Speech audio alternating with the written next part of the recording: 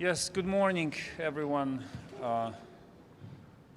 I was in this very building exactly 2 years ago, on the 23rd of February 2022. And here I am again, 2 years after.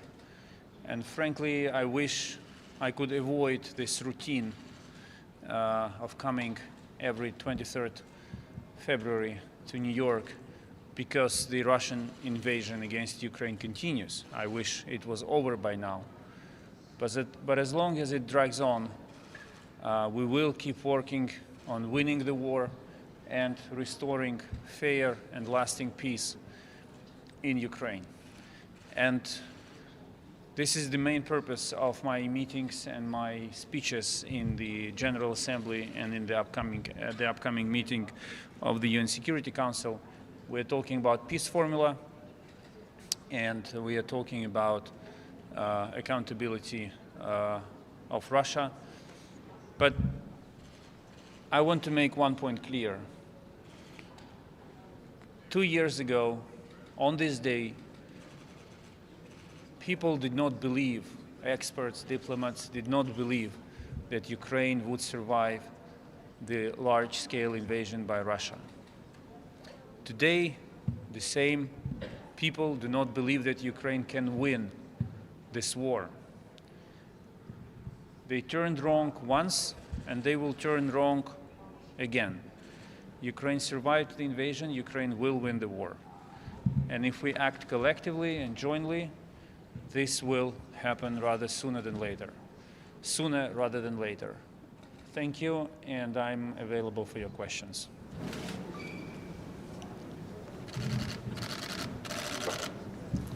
Thank you very much, Mr. Foreign Minister. Gabriel Elizondo from Al Jazeera English.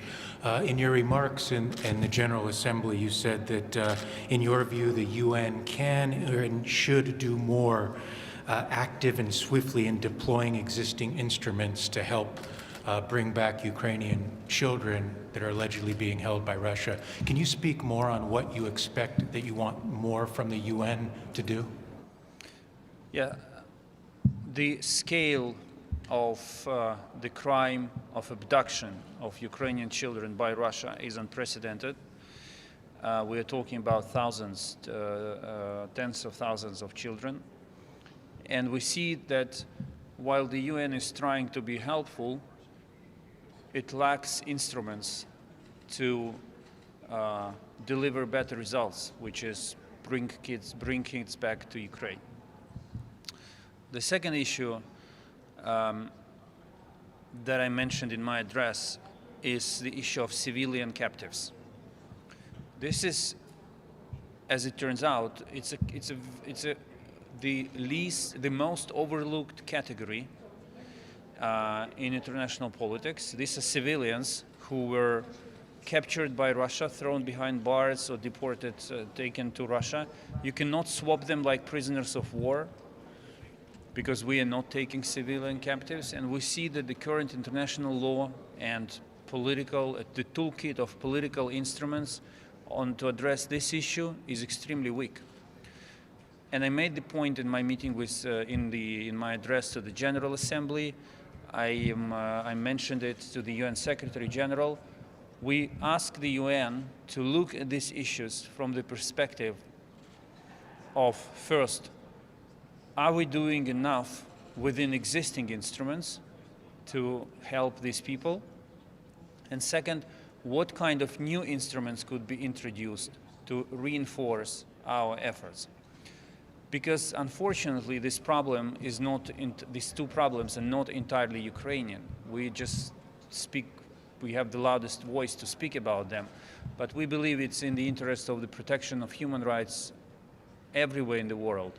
It is in the interest of human security everywhere in the world to have strong and efficient ways of addressing two issues: abduction, forcible abduction of children, and civilian detainees.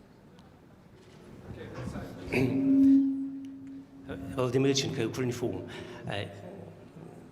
Minister, are we going to take part in the Security Council today? What the main ideas are you going to communicate to the members of the Security Council? Well, I don't want to spoil the address that I have that has been written for me. Um, I will only make a hint. My address to the General Assembly was largely focused on the peace formula. My address to the Security Council will be largely focused on on security-related issues, because this is the body that is responsible for maintaining peace and security in the world. Okay, and the last question from this side, please.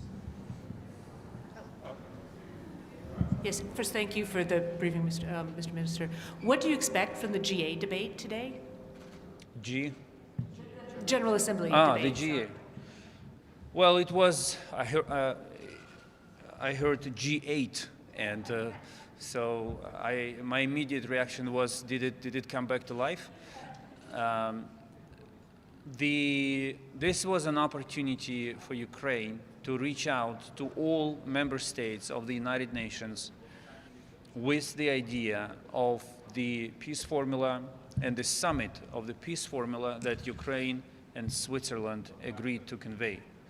So my main audience today was our fellow colleagues from Asia, from Africa, from Latin America. We want them to understand this initiative. We want them to understand that Ukraine wants peace more than anyone else, and to join this summit when the date for it is defined. So that was my expectation, to be heard and to get more countries on board of the idea of holding the summit. Thank you so much. We have to go. How can you win the war given your deficit of ammunition and troops? We will solve all the problems on the way to winning the war. Because if you don't solve problems, you don't win the war. But we will. Thank you.